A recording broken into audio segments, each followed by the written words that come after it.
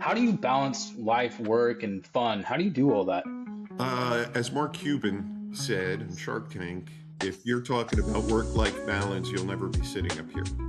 I may have made this up, I don't know, or I may have read it someplace. No, I made this up. Once you realize your own insignificance in the world, you're going to be happier and freer to help others. That is a very powerful statement. I like the idea of humility because we are all just little specks on the earth. Hey, good morning, Roger. How you doing? Good morning, sir. I'm doing quite well, thank you. Awesome. Thank you very much for joining me. I had the introduction through one of my last podcasts, Margarita, and she told me to introduce you as Roger, the man, the myth, the legend. So, with that billing, why don't you tell everyone a little bit about yourself and how you got connected to us? Sure. I'm Roger Orlando, live in the Atlanta area, and have my legal law firm headquarters here. I'm also of counsel to one of the largest law firms in New Jersey and New York City, and I fly back and forth. I've also got 5 dogs around me, so if you hear barking or me yelling, I apologize. We rescue dogs for a living. No, we do it Oh, for a hobby. no worries. Yeah. We have two dogs here too, not rescues, but so we're Yeah. competing with dogs. So I handle personal injury work, truck and car accidents, the standard stuff, workers' compensation, any um, pharmaceutical liability cases. I handle those nationwide. I just finished as lead counsel of a large MDL multi-district litigation in San Diego. So I can't get government deductions to fly to San Diego anymore, but it was fun while it lasted. It lasted a long time. Uh, I, I got a house up in New Jersey as well, and I fly back and forth. But most of the time, my wife and I go into the city and use the New York office, and that way we can write that off and get great meals. And my wife shops as well. Uh, Hey, much better food than Atlanta. well, I hear Atlanta is quite the growing and thriving scene, so it sounds like you have all the bases covered. It is, and it's a good place, and it's nice and cool today. Thankfully, we had a storm come through last night. It was fabulous, and Oh, now it's that's back down. Yeah, it's back down about 50 degrees, and I like it cold, so that's good. well, it's a good thing you have New Jersey in the winter to keep you cold. Yep. So, the multi-district litigation, what kind of cases are those, and what was the one in San Diego that you just wrapped up? Multi-district litigations are put together by the judicial panel on JPM and MDL of multi-district litigation. And I'm involved in one in New Jersey right now for one drug. I have cases pending in the San Francisco area, and and I'm admitted in the Northern District of Illinois as well. And we have the concussion cases, NFL and NCAA concussion cases there. The one Wow. in the one in believe it or not, the one in San Diego started in 2009, and I just Oh, wrapped wow. it up the end of last year, and that involved hydroxycut diet drug litigation. And the gentleman who owns it, a single person, lives, I believe, in Vancouver, and funnels profits into Vancouver every day, and then funnels them overseas the same day. And he had a healthy amount of insurance coverage, except in his insurance coverage, it said if you have X degrees amount of both natural and synthetic green tea extract, then the coverage drops to $2 million. Oh, no. So yeah, we had about 400 cases of liver failures, liver replacements, kidney damage, that type of thing. And it was a wasting policy, which, as you know, means that the Yeah. attorney's fees come out of it. So Yeah. the defense attorney stayed involved until the fee was gone, and our coverage was eroded as well. And I finally, just through dealing with the man up in Vancouver, settled it. It was terrible, but 22.5 million, and got it resolved and helped 2 liver transplant young men because it was used a lot in the military and in fitness programs, get their liver transplants, and those last maybe 15 years, and they have to do it again. Oh, And they were wow. young. So we got it all resolved finally. It was a great judge, the chief judge in the Southern District of California. great man, and he was very patient with me. What I did not realize is that after litigation goes that long, how hard it is, difficult it is to track down those 400 and some odd people to get them paid. And that took Yeah. another 2 to 3 years, and add in that the pandemic. Oh So my gosh. it was some nasty bit of work, but it was all the lifting I kind of did myself. Even Wow. Congratulations. the defense lawyers wouldn't help me at that point either, because they weren't getting Yeah. paid anymore. They got paid and then they washed their hands of it, right? Yeah. That's really, really nice to hear that you're helping out people Yeah. and having fun and making a little bit of money in the process. What led you to get into personal injury and particularly into the pharmaceutical drug multi-district litigation cases? Interesting that you asked that.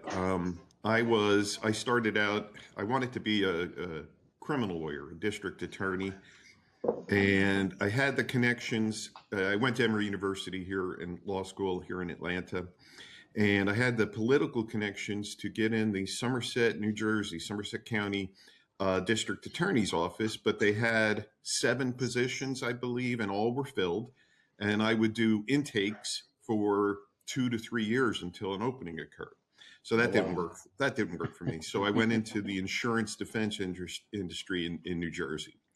And I worked that for about 2.5 years. And my wife at the time was from Columbus, Georgia, and she couldn't speak New Jersey language. So we moved back here, and I began doing insurance defense work here.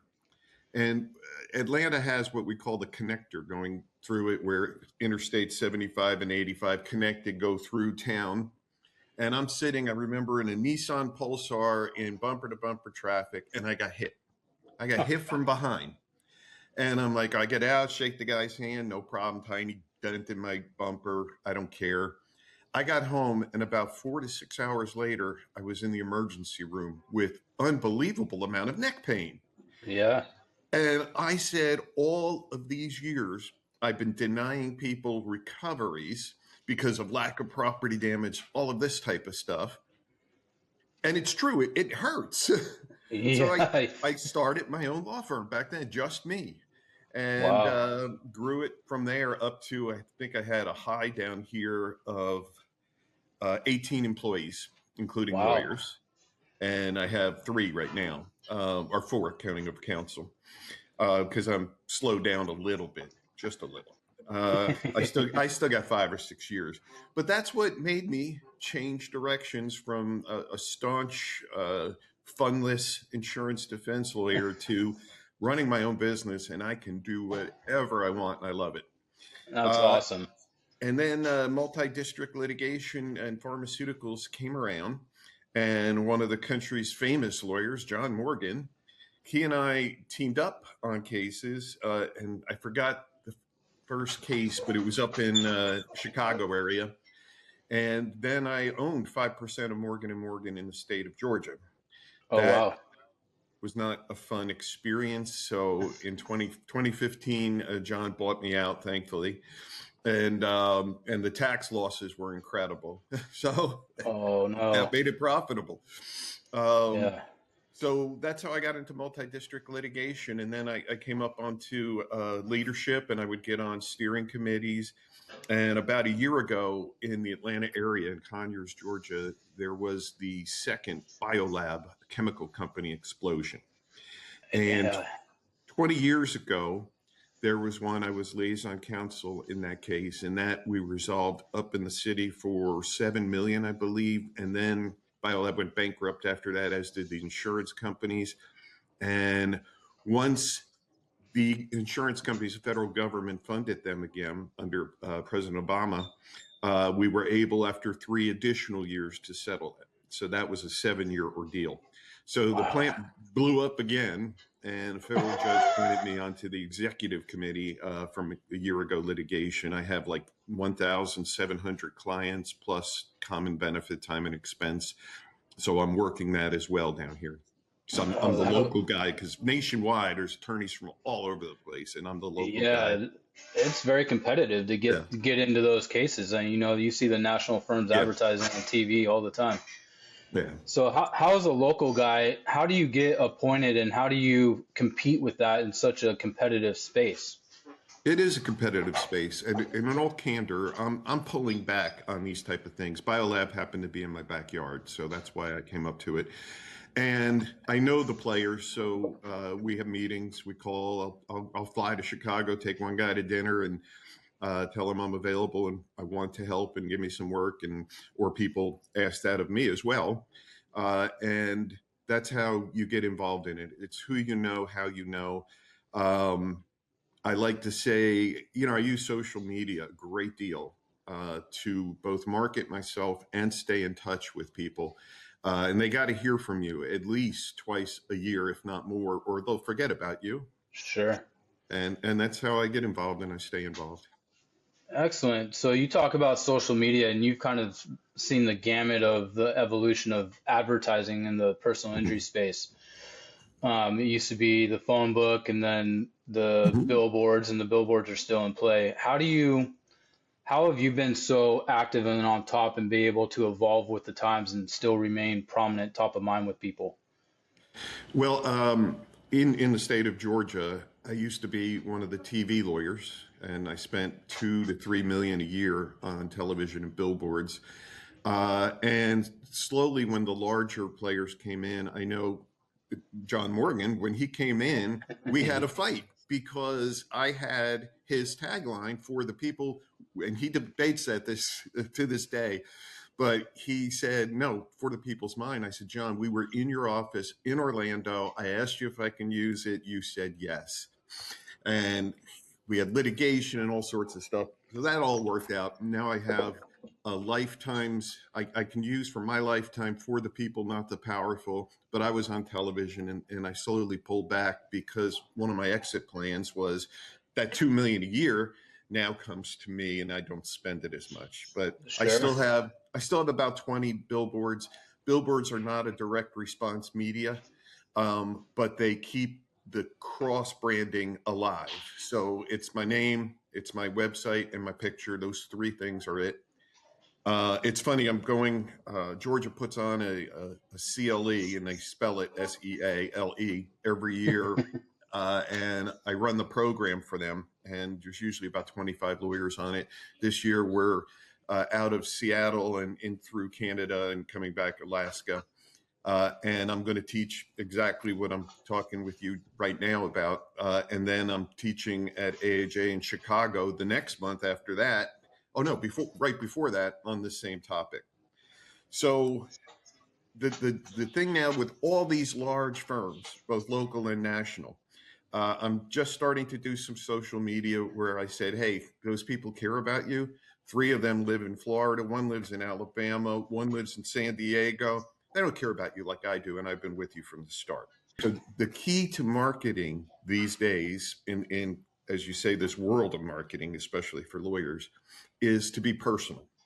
Sure. So I have shticks I use in social media so that people are drawn to the social media and know me personally. My wife and I are amateur chefs, and we have quarterly wine dinners where we have judges and orthopedic doctors and defense lawyers over, and I get to know them all personally.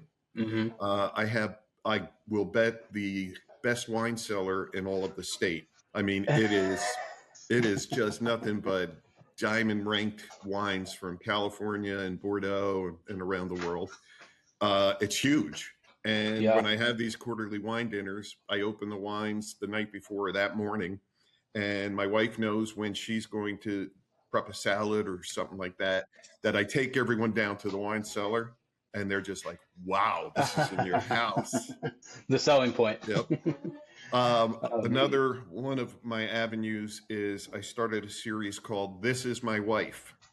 And then I do it with her permission. She's not on social media, but this is my wife. And today I happened to look down when she was on standing on a scale, and she immediately started to defend herself. She didn't need to. She's beautiful. But she started saying, no, that's my weight with my bones in my body and things like that. So I write this stuff. I'm up at night, watching Below Deck on TV and on my phone Yeah. writing these things as I'm thinking funny things to say. And the final thing I just started, I have a grandson who just turned 5, I believe. And he now calls me on social media Grandpa Orlando. So it had a graduation picture. This is the one I used a couple days ago. Him with his thumbs out like this in a cap and gown. And I turned that into Grandpa Orlando wins again. Suck it, insurance company. Yeah, so you Yeah. it sounds like you got a clever sense of humor and you're using it to be authentic on social media. Yeah. And one of the Yeah. things I would say about that is I use this sense of humor in court. Juries love it. They love it. I have some standard things I'll say. Mr. Jones, juror number 3, I put a M in a circle for you. What's that mean? What did I mean? And they love that. Or I get, I flirt a little bit sometimes, and I get, juror number 6, you intrigue me. And she's like, really? Why? Because if I lose my law license because I say something too bad, I get to retire early. Get the gold And handcuffs removed, right? yeah, and I'm also a politician. So it's funny. I would see people, and I can't remember names to save my life. So I always have someone with me to get names.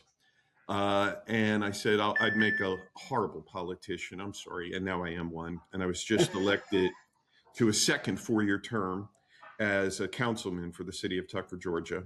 And I get work that way through all the Oh, staff wow. and notoriety and things like that. I put up my billboards during the 2 campaign seasons I've had, 4 years apart, and they're vote for Orlando, whatever. Orlando for Tucker is what I went by. And as soon as the election was over and I won, I replaced them with full billboards of my work. So the Uh-huh. connection's right there. And I'm Sure. always trying to think of ideas like that. Yeah, it sounds like you're leveraging not only your charismatic personality, but taking the opportunity to remain in front of people and make those connections every Right. opportunity you have. So for some people that don't have the cachet that you have, that might be getting into this space, that might be a solo, that are competing against larger firms or out of state firms like Morgan and Morgan and these bigger firms. Do you have any pieces of advice in today's space on how to be able to use what they don't have yet to get to the point you are? Absolutely. People ask me a lot, younger lawyers, um, and I think the number one tip I ever give people, it was the best thing I've ever done. I'm from New Jersey, but I'm down in Georgia, and I've passed the Georgia bar first. So what I would tell a younger person is to take the bar exam in a non-contiguous state far away from your borders. Me, it was New Jersey. And I took the bar exam and then passed that. And then you join the Trial Lawyers Association in that state and you watch their listserv. And minute Georgia or Atlanta came up on that listserv, for years I'd hit me. I'm one of you, and I'm right down here. And I had a reputation grow that way. Wow. So watching that listserv for 2 years, the next logical step is I go to the president's installation dinner or CLEs up there. And this time I had my wife with me, a wife. I had my wife with me, and I go in the room all ready to meet these people that I've known for 2 years. And I suddenly realize I know their names from emails. I don't know their faces. So my wife said, you stay here, relax. And she went around and read name tags. And there's a good friend of mine up there now, Amos Gurn in New Jersey, she came back. Do you know Amos Gurn? And I said, yeah, that's him. Okay. So I walk right up to him. Amos, how you doing? Roger Orlando, great to see you. And we're like yucking it up. And eventually I became great friends with the folks in my firm up there. And I know we were in Montreal at an AAJ event. And I asked one of the guys, I said, who heads up your mass tort department? He said, well, I do. And I said, aren't you just med malpractice? Yes. I said, you ought to think about maybe bringing me on. And within a year, we had inked a deal that I promised them 6 years because they knew I was looking to retire even that far ago. And now it's been 8 years with the firm. So that's my number one tip. You watch that listserv and you get on it immediately, because initially people are going, oh, I know Adam Malone is the go-to guy in Atlanta. And I'm like, well, wait a minute. I'm one of you. I pay my dues. You know me. I'd appreciate it. And I think by now I get somewhere about 90% of the work that come from New Jersey and New York City and some Philadelphia that comes here. Wow. And it's grown from there in that manner. So, Wow. Wow. Congratulations. yeah. That's neat to see all your success. Do you see social media as an avenue for some of these younger attorneys? I was talking to Margarita, and we called it the democratization of legal advertising because everyone can get in the space. Yeah. Is there any tips you can use or suggest for younger lawyers on how to leverage social media in addition to watching the listserv and going out and meeting people? Well, it's sort of as I said earlier. You really have to stand apart from the other people. I watch a firm closely down here that does funny things with their staff, and they walk through at Friday with a baseball bat and a helmet, and I'm leaving for the day. I do the things I told you with This Is My Wife, Sure. Grandpa Orlando, and I make it as personal as possible. I'm about to start the phase where I'm going to go a little bit crazy in the same scene. And that's where I'm going to be pointing out, and not to use John Morgan as a continuous bad example, because he's a decent guy. He's a brilliant businessman, but, you know, he lives in Orlando. Sure. And then we have the two lawyers that live in the Miami Beach area.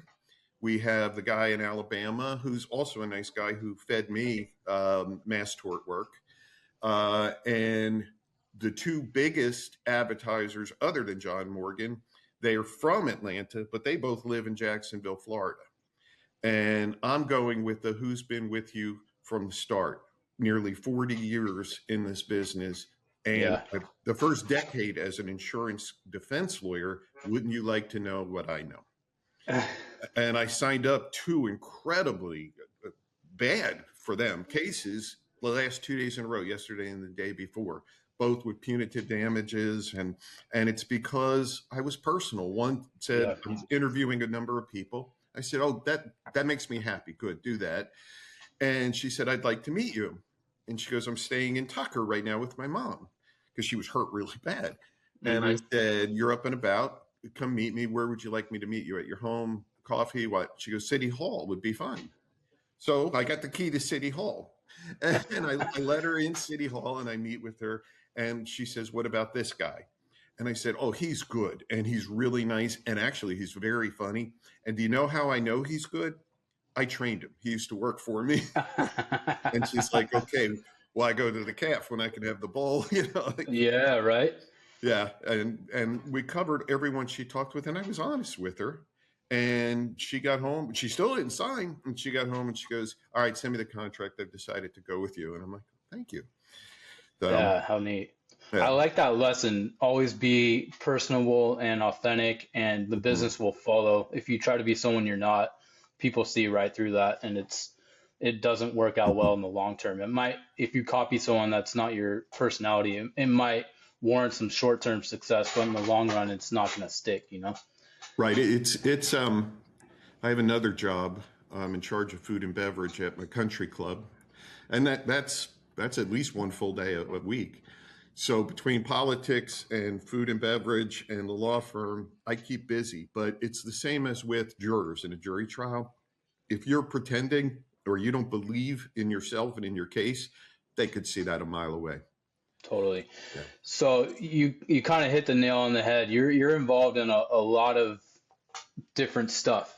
There's a lot of lawyers that are struggling to find balance in their lives. With all your full-time law firm and your other jobs, I'll call them side jobs, but they can be Yeah. full-time jobs. How do you balance life, work, and fun? How do you do all that?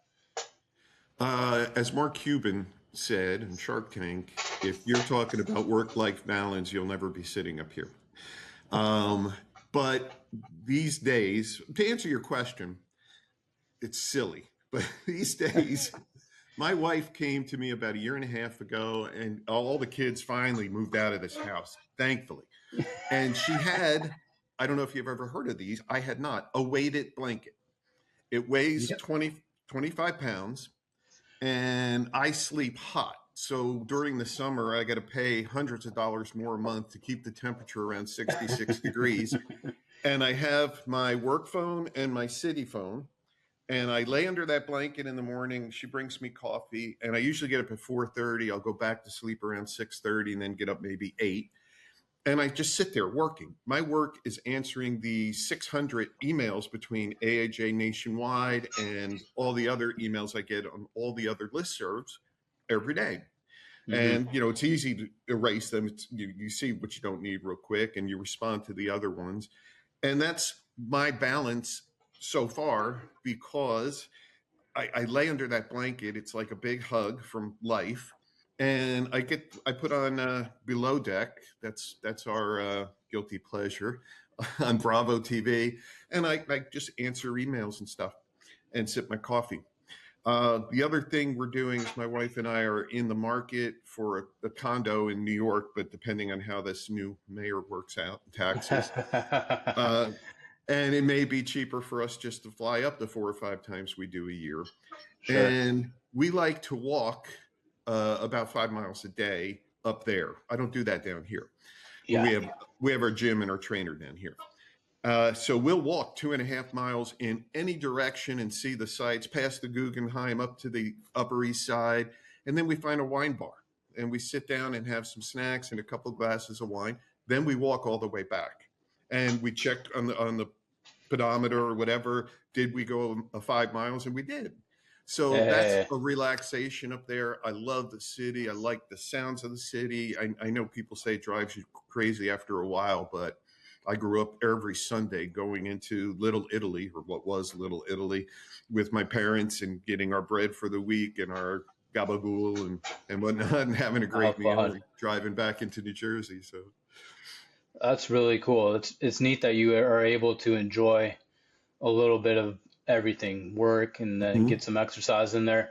I'm curious about the food and wine side of you. How did you become such I'll call you a sommelier. I'm not sure if you have training, but how did you get into the wine and the food side of life, and you're able to marry those passions together?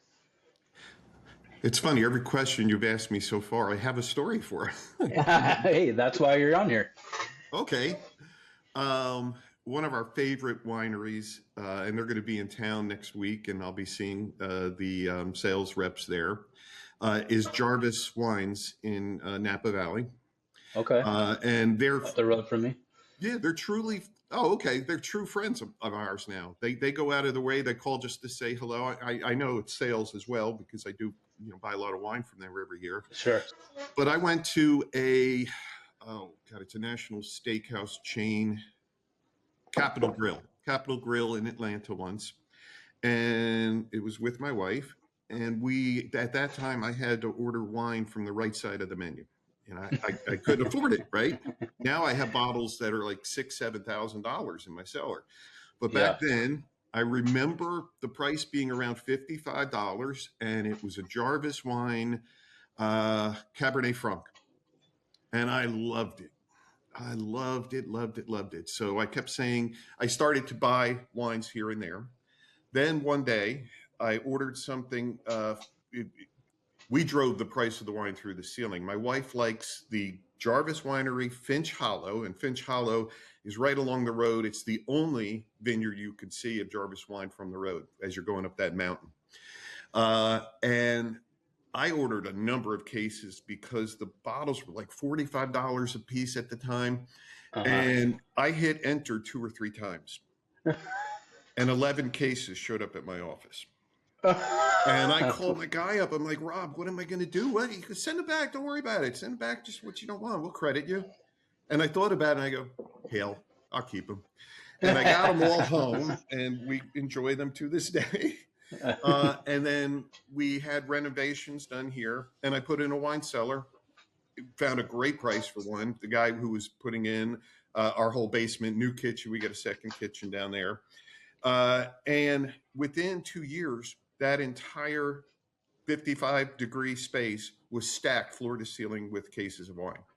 Wow. So I had the same guy come back and build the mirror image attached to it. So the outside door moved out to the outside, and then there's an archway in the middle.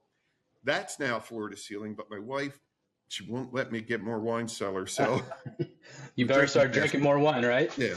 So that's how the wine thing started. And as I remember my first trip, I was in San Francisco for AAJ, and we took a car service up to Napa. And I remember going, oh my God, we know this wine, or oh, we know this wine. And we'd stop and have tastings, and we just loved it. Now we go twice a year, usually harvest season, and then when things are calm there. Sure. In terms of the food, I had a professor in college who had a cabin up at one of the lakes, and he'd bring students up there. And he taught me little items of how to cook. And I learned it was my relaxation during law school. During exams, I don't study. So I go in there and I cook at night to calm down and ease everything up. And then when the pandemic hit, we started to get calls from restaurants saying, hey, you come here all the time. Our purveyors are looking for home-based clientele because we're not taking as much product from them. Do you Sure. mind if I give them your name and contact information? And a number of restaurants in New York and in Atlanta did that. And we got D'Artagnan was one of them. And then there's a fish place that's actually based here in Atlanta. So we started to get real quality ingredients.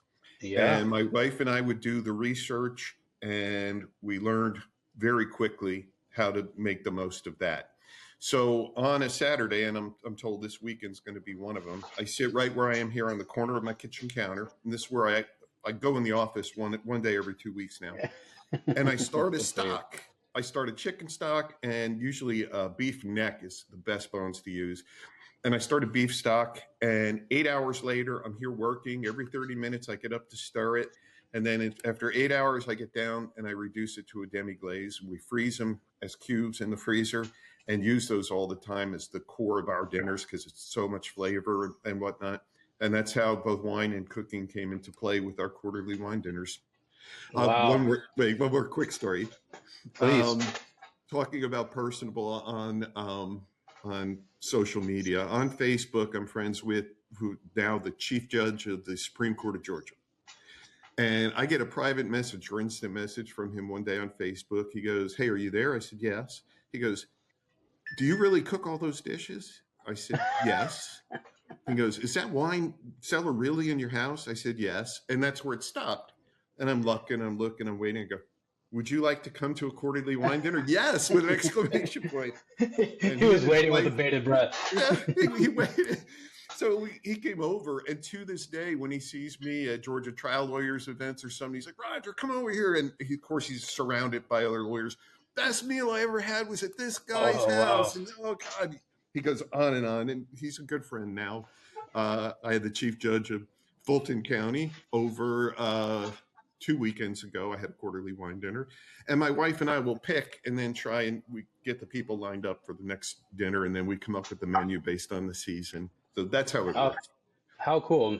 So the two things that bring people together, wine and food. You can't find a better option than that, right?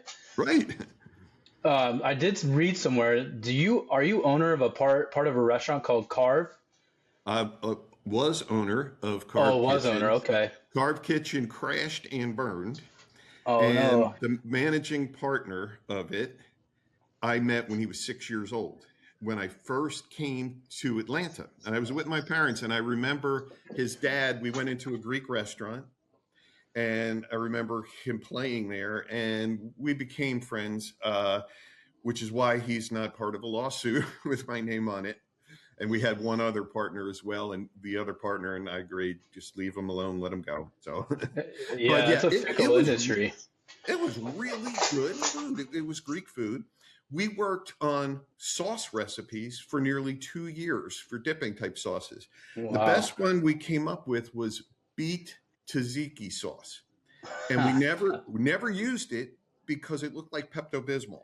So, we came up with chimichurri type sauces and tzatziki and this other stuff. And we had a special oven we bought in California that had the heat source, and it wasn't real flame. That would have been nice. But real flame isn't as constant and regulated as electronic. And the meat's way, way down here. And underneath the meat is a pan of water. So it's slow cooked for hours. And as the juice is stripped in the water, the steam would begin to rise. That meat was so flavorful, tender and juicy, incredible. And he just let the thing fall in the toilet without telling us. So Oh until it was no. too late, yeah, Well, I'm sorry to hear that, but yeah. I think you can rest assured I'm going to leave this podcast super hungry and wanting to drink a glass of wine, even though it's only 9 o'clock where I'm at. Well, you get to Atlanta, Logan, you have a standing invitation for a wine dinner. Well, I appreciate that. Definitely going to take you up on that invitation. You've talked a little bit about retirement, and not approaching that age yet, but it's on the horizon. For people that are now getting into the middle or the twilight part of their careers, how do you look towards retirement? How do you gear down your law firm? What's your succession plan for that? Okay. That's a great question. And I told you I'm in charge of this annual CLE program, and people have been asking me to do a program like that. And I'm on the verge where I actually could do it myself. So I have two law firms looking at buying me and buying my caseload that's in place, my name, my IP, Atlanta.law, Orlando.law, martinilawyer.law. All these things or .com for that, are my trademarks. They're Sure. registered trademarks. And they can get that. My phone number, that's been a law firm phone number for 30, almost 40 years. Wow. Yeah, and they can buy all that. And I told them I'll stay on if they pay the right price. I'll stay on because you'll get those clients. I only want Roger handling my case. That's fine. Wait, you're not Orlando, and if I need to come in there and measure it that way. So that I will not have to sell stock, especially in this crazy market, to buy my New York condo. I'm asking for X amount of dollars up front that will buy that condo, and then X amount every year for 4 years as they slowly transition away from me and into their own name. So that's Got it. one thing I'm looking at. I told you I only go into the office one day every 2 weeks on average now. And every 2 weeks I have a city council meeting as well. So that's the only times I really get out of the house. So I sit right here and I do my work in comfort or under my heavy blanket. And that's the other succession plan is I'm going to let a particular associate who's been very loyal, and I told him about the potential to sell the firm, take over, because as a lawyer, you and I don't really have to retire as in shut off our phone number and stop. I could sit here. I love this thing. And I could be on here all days, responding to questions. Hmm. So my ideal retirement is my son bought a house about 4 minutes from my house here, and he wants this house. And I said, you got to wait, Vinny, until I die. And he goes, well, take your time, Dad. So, and then one of my daughters was here, and I said, you're going to have to split your inheritance with Savannah. And she goes, I'll tell you what, Vinny, if you take the house, just give me the wine cellar because you don't drink that much wine. He agreed. They shook on it. That's their plan. He has no clue that the wine cellar is worth more than the entire house and 1.2 acres of land here. Yeah. So we will let him take the master bedroom. We'll take a suite of rooms, and we'll spend half our time in New York, half our time here. And if I got to putz around in the law, I'll do that as well. I don't Yeah. see, if I live this long, I'm not the most particularly healthy person, but if I live another 7-8 years and turn 70, then at that time I could see putting it down, and I'm going to give it to that associate. And he can, I call him partner now, and he can make certain payments along the way as I recapture expenses, things of that nature. Sure. But otherwise, I'm done. I rewarded loyalty. I had a rewarding life and career, and I'm relaxed. I'm relaxed now. That's neat. I think one nugget I took away is the power of people and the people that you employ around you. You have to have good people in order to Yeah. make your law firm better, yourself better, and then at some point you want to reward those that have been loyal to you. Mm-hmm. So the power of putting the people in the right places is magical and can turn into some really amazing results. Yeah. The three people who know about the potential sale of the firm, I said, if for some reason that doesn't transfer to you, I'm going to take care of you. You're going to get a golden parachute out of my pocket. And I mean that. And Yeah. I will not be disloyal to people who've been so loyal to me. That's amazing. There's not a lot of employers that have that degree of loyalty anymore. So kudos to you for taking care of your people. Yeah, thank As you. we round the corner, when you do eventually get up to New York, what are two or three restaurants that you would recommend for people that aren't quite into the restaurant scene? Okay. The one I send most people to because the owner and his humongous history is Patsy's at 236 West 67th Street or 68th Street. Sal Scognamillo is the third generation owner. And I just text him, hey, I'm sending someone there. Will you take good care of them? I sent the Chief Justice of the Georgia Supreme Court there. He has bodyguards. They took care of them as well. And he loved it. His family were there. He loved it. So Patsy's is definitely a go-to for me every time we're up there. We stay at 64th and 6th at the Warwick Hotel when we're there until we get our Okay. own place. And right down 64th on the same side of the street, half a block down, is a place called Il Gattopardo, the Black Leopard or the Leopard. And Il Gattopardo is upscale Italian food. It's really, really good. And that's usually where we go to our first night. So Patsy's, Il Gattopardo are the two musts. Then there are, if you want steak, there's Italian beef, American beef, and then they have American Bistro, three places that are all within a few blocks of each other. Wow. And they're wonderful. There's a place across the street, one block up. It's a Greek place, and the name escapes me now, but they have this open display of fresh fish. You can't believe it.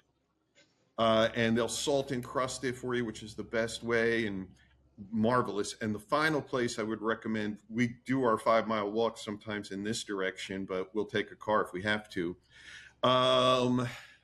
Italy. It's Italy. down by, it's past Bryant Park, and it's down on one of the dog walk parks. But Italy is a place we always sit in the same two seats at the counter, and they have different restaurants in it. And the produce and the fish and everything is so fresh. We sit at the Italian counter and we just order what's on our mind. They have good wine lists, affordable wine lists, and that's the other place.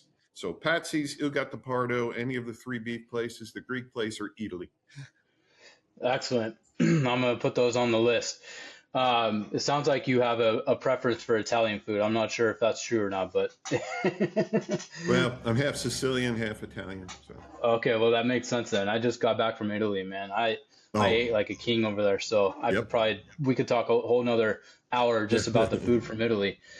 As we're rounding the corner, I want to know, are there any resources or people that you rely upon to this day to kind of help you get motivated, or is it all self-motivation for you in your career? I'll tell you more and more. I shamefully admit I'm lacking more and more motivation. I really am. I'm up. I put on a fresh face. I shaved. I put on a jacket because I'm taking another lawyer to lunch after this, who I want to feed me business. So I lack motivation these days. So the way I'm getting motivated is I still go to the gym, and that trainer's not easy on me. And I know that I make my gym appointments at 4 o'clock. That way, Oh if wow. I'm at the office, I get to leave the office early. My wife and I always fall asleep with a bottle of wine and some glasses next to the bed. And if I wasn't going to go to the gym, like I will today, I'd be sipping that wine all day. And that is demotivating as can be. Yeah. I mean, Yeah, yeah. I'm not the town drunk, but I'd sip wine all day. Yeah. And I'm not going to do that. So that's what kind of keeps me motivated. And when I'm making money and when I get good cases in, like the two I got, incredible cases, unfortunately for the people, that gets me motivated because number one, it's something for me to dig my hands into, and I'll handle those big cases personally. And I assure the Sure. clients that. And number two, it promises fulfillment for me down the road. And number three, these people really need me. They really need me because I hook them up with doctors. I advise them on their care.